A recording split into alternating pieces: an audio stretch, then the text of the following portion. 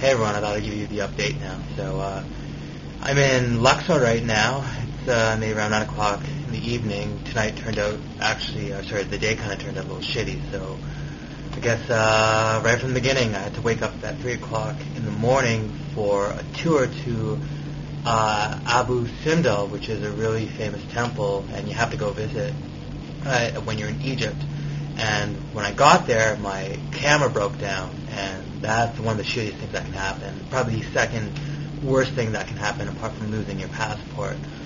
So that happened, and I was freaking out in my head, and usually I don't freak out, but, this whole idea of keeping this video diary or documentary is really important to me, and plus, I would have lost a lot of opportunities to take pictures and keep memories, but anyhow, such is life. I said I still have my phone, so I used that for a bit, so I got some pictures, and anyhow, so I was headed to Luxor, and I left around late afternoon, and I figured maybe I could try to figure something out and solve that problem when I'm here. So got here, found a camera shop, luckily bought a digital camera. I had to blow about $150 US for this new camera, and I haven't eaten in like 2 days. It's Ramadan, so nothing really opens until later in the night, and if you're not out or if you don't have the time to go, then you're not eating. So this is the first meal in 2 days. It's Egyptian biscuits. What else is happening? So anyhow, looks like things are figured out right now. Tomorrow I'm going to the Valley of the Kings, which is going to be really awesome. Thank God I have the camera. So anyhow, shitty things do happen, but things also tend to work out as well. So don't freak out, and keep your head on straight, and there is always a way to make things better. So, and they did for me. So they started off a little shitty, and they ended up not too bad. So I will continue with these video diaries, maybe a little less quality, but you'll still get them. So hope tomorrow's fun. See you guys soon.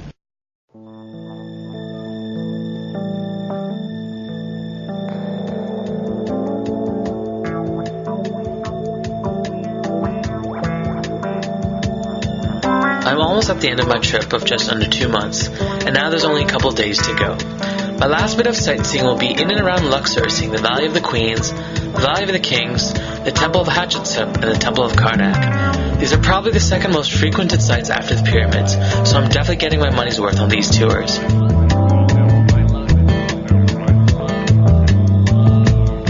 Egypt has been a pretty intense experience for me. For the past 9 days, I've visited 16 distinct areas, and I've never seen so many sites in such a short time. To put that in perspective, Turkey was 12 locations over 3 weeks, so I think 16 sites in 9 days is pretty impressive in anyone's book.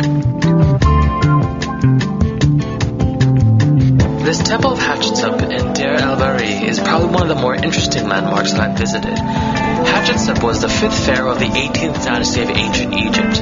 What's interesting is that this pharaoh is not a he, but in fact a she. History would show that this was quite a rarity. She ruled Egypt for 20 years and became one of the most prolific builders, commissioning hundreds of construction projects that were grander and more numerous than any of her predecessors. Her temple, the one here, is considered an incomparable monument of ancient Egypt and marks a turning point for ancient Egyptian architecture. The next stop was the Valley of the Kings, the famous valley where great pharaohs and their treasures were laid to rest. There are 63 excavated tombs, with more still being found. Only a handful are open to the public at any given time, but each have its own unique depth and complexity. So the history and story behind these tombs is that if you were a king and you were born, the tombs started to be dug. And it stopped, or the digging stopped when the king died. So you'll find that here, that some tombs are deeper than others. And the reason why is because some kings ruled for longer than others. It's actually pretty neat.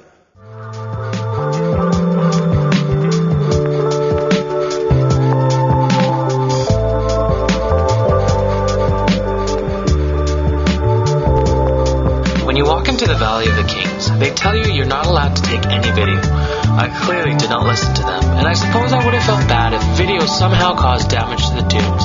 But apparently the reason why no one is allowed to take video is because some big shot media company bought all the video rights to the area. I was told that tourism was Egypt's second largest industry, and I guess that was an exaggeration. I say forget the commercial videos and get yourself over here for your own viewing pleasure.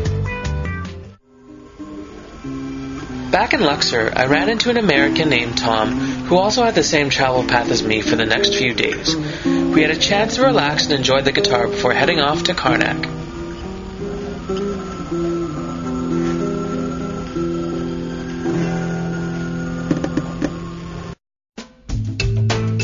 So here's a little background on Karnak. It's the largest religious site in the world where throughout time, 30 pharaohs contributed to its construction, giving it its enormous size and complexity. It's a conglomeration of ruined temples, chapels, pylons, obelisks, and statues. Today it stands as a vast open-air museum that is a must-see in Egypt. Karnak turns out to be my second most favorite site in Egypt after the pyramids. When you walk into this temple, there are giant columns lined in perfect rows as far as the eye can see. I can't fathom how the ancient Egyptians constructed these monuments. Some of these columns reached 21 meters, and more impressively, on top of these columns, laid pieces that weighed 70 tons. I have difficulties constructing a gingerbread house, and yet these ancient Egyptians created the most incredible religious complex with their own bare hands.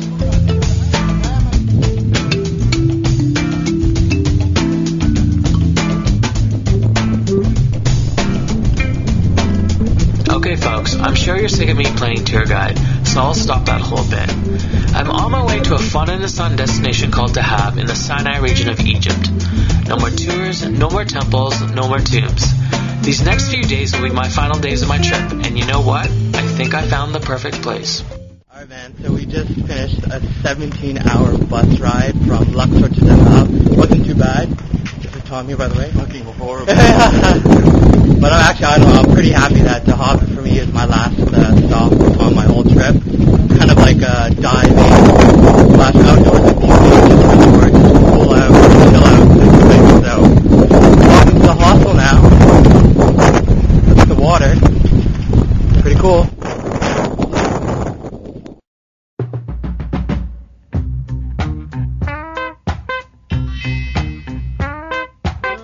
Dahab is a fantastic place to be after 17 hours on a bus from Luxor and 9 days of non-stop touring in Egypt. I actually picked Dahab because my Lonely Planet described it as a laid-back, charming, away-from-the-crowds-like place that once upon a time was a hippie hotspot, but today is a scuba diving haven, and more importantly, is quite backpacker-friendly. I think everyone should end their trip in some sort of exotic, paradise-like location. For the past 2 months, I've been to almost 40 different cities, moving from bustling metropolises to peaceful coastal towns to monuments in a 40-degree desert. Nothing better comes to mind than relaxing on a beach with an ice-cold beer or swimming in warm tropical-like water. Morning everyone, second day in Dahab. I'm pretty excited because I booked 2 scuba diving sessions. I guess that's the other neat thing about traveling. You know, you can take your hobbies or the activities that you're passionate about and do them when you're abroad. For me, you know, one is cooking, so I managed to cook when I was in Croatia, now on this trip when I was in Israel, and now scuba diving. For my first trip, I dived off the coast of Morocco, did a little bit of diving in Thailand, now I'm going to do it in Egypt, so pretty cool. And I get to wake up to this every morning.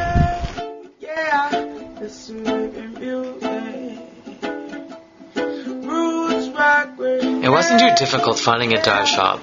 As soon as I got into the hostel, I asked around and was recommended this little shop about 3 minutes away. I love getting advice from other travelers. Not to downplay the guidebooks because a lot of material is good, but nothing beats the raving reviews of someone who for the most part shares your personality. Don't ever hesitate to ask others for their travel advice. I feel like dancing. Unfortunately, I didn't bring an underwater camera, so I couldn't film my actual dives. Shame really, because the water and the coral were absolutely beautiful. Hey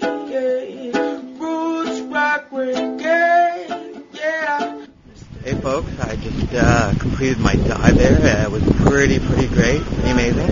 Start off with a little refresher course, multiple choice test, just to see if I have everything down in terms of safety protocol. Passed out with flying colors. Next was my dive check, just to make sure I actually had the physical skills. Little mask clearing, octopus breathing, respirator clearing, all good. Well, my first dive was called the Lighthouse, and essentially it's just a shore dive, swimming and diving along the shore where there used to be a lighthouse, but it's no longer there, so we got to see a little bit of that. The second dive was definitely a better dive. A bit more difficult. It was called the Eel Garden. It's essentially just the area within the coral reef where we see quite a bit of eels. It was absolutely beautiful. You had to walk to a lagoon over a shallow reef. So I will show you this, and you'll just be amazed at how beautiful this is.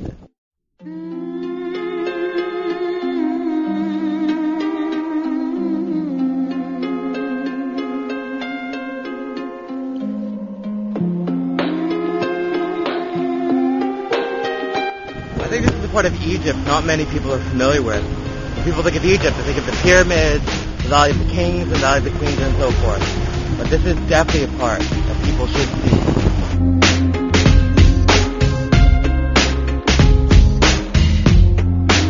You always get this weird mix of feelings being so close to the end of your trip. Sometimes you feel a little relieved because you'll soon be back home and you'll get to sleep in your own bed. And sometimes you'll feel a little annoyed because you're running through the rest of your list of sites to see only for the sake of completing that list. But on the flip side, sometimes you feel really sad because in a couple days you'll be ending your adventure and you'll be back home in your own bed and you won't be waking up to see some of the most beautiful sights on this planet.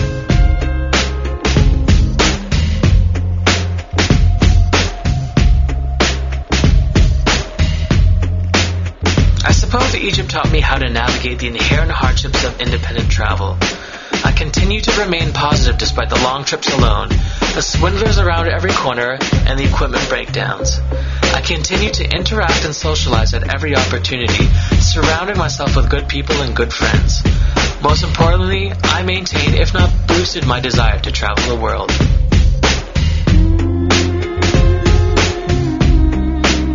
Tomorrow, I start my long journey back home.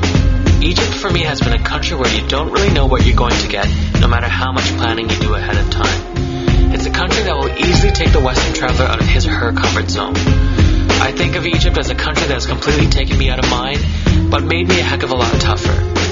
It's prepared me for the far more challenging adventures to come. Thank you, Egypt, and I will see you all on the journey back home.